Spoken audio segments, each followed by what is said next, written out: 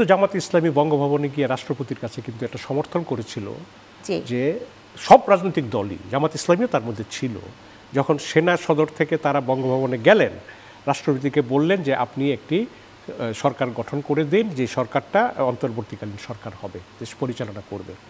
জামাত এখন বলছে এই কারণে যেহেতু সরকারের সঙ্গে তাদের একটা রাজনৈতিক বিবাদ তৈরি হয়েছে।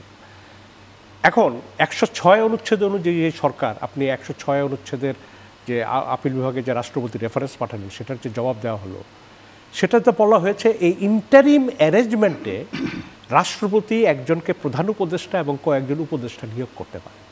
ইন্টারিম অ্যারেঞ্জমেন্ট, এই ডক্ট্রিন অফ নেসেসিটি অনুযায়ী ইন্টারিম অ্যারেঞ্জমেন্টে একটি সরকার প্রধান উপদেষ্টা এবং কয়েকজন উপদেষ্টা রাষ্ট্রপতি নিযুক্ত করতে পারে। এটা রাষ্ট্রপতি কর্তৃক নিযুক্ত সরকার।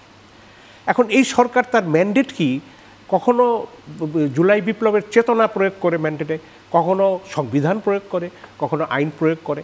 যেমন সংবিধান সংস্কার যে আদেশ যেটা গ্যাজেট করেছে, এটা তো বিএনপিও বলেছে, কথাটা ঠিক যে এটা সরকার সংবিধান সংশোধনের আদেশ জারি করতে পারে না, কারণ দেশের সংবিধান এখনও বহাল রয়েছে।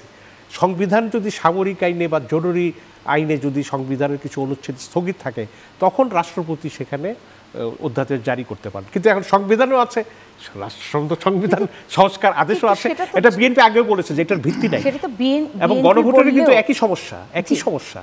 গণভোটেরও কিন্তু আইনি ভিত্তি এখনো তৈরি হয়নি। না, বিএনপি বললেও আমি আপনার কাছে জানতে চাচ্ছি বা আপনার কাছেই শুনতে চাচ্ছি, জামায়াত এখন যে ভিন্ন ব্যাখ্যাটা দিচ্ছে, তারা এই সংবিধানের অধীনে যে এই সরকার গঠিত হয়েছে সেটাই তারা এখন মানতে নারাজ। এটা আমার মনে হয় যে জামাত রাজনৈতিক কারণে অন্য ব্যাখ্যা দিচ্ছেন তারা। এটা এই ব্যাখ্যাটা জামাতের এই সময়ে, এবং তারা বলছেন ওই কাগজই তো পাওয়া যাচ্ছে না, বিচারপতি ছিলেন না, ক্যান্টনমেন্টে ছিলেন, নানান কথা বলছেন। কথাটা এইভাবে এসছে যে একটা মামলা হয়েছে আপিল বিভাগে, অ্যাডভোকেট মহসিন রশিদ সাহেব মামলা করেছেন।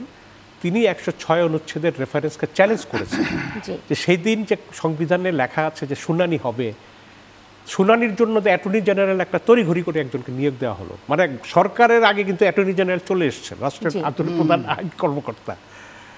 শুনানিটা তারা বলছেন যে স্কাইপিতে নাকি হয়েছে। স্কাইপিতে শুনানি হলে তা আমরা শুনেছি যে আপিল বিভাগের একাধিক বিচারপতি তখন ক্যান্টনমেন্টে আশ্রয় নিয়ে আছে।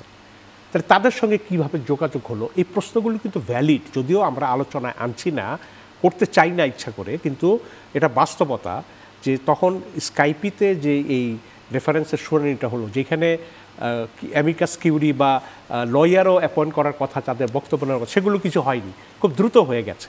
সেই কারণে প্রশ্নটা উঠেছে। কিন্তু জামাতের পক্ষ থেকে এখন এই সরকারের বৈধতার প্রশ্ন তোলাটা আমি মনে করি সম্পূর্ণ একটা রাজনৈতিক মতলববাজি।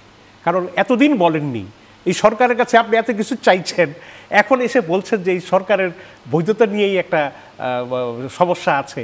অতএব এটা আমি মনে করি না যে এটা খুব প্রশ্ন, যদিও প্রশ্ন ভ্যালিড, কিন্তু এটা রাজনৈতিক কারণে এই জিনিসটা এসছে, যেহেতু জামাতের দাবি।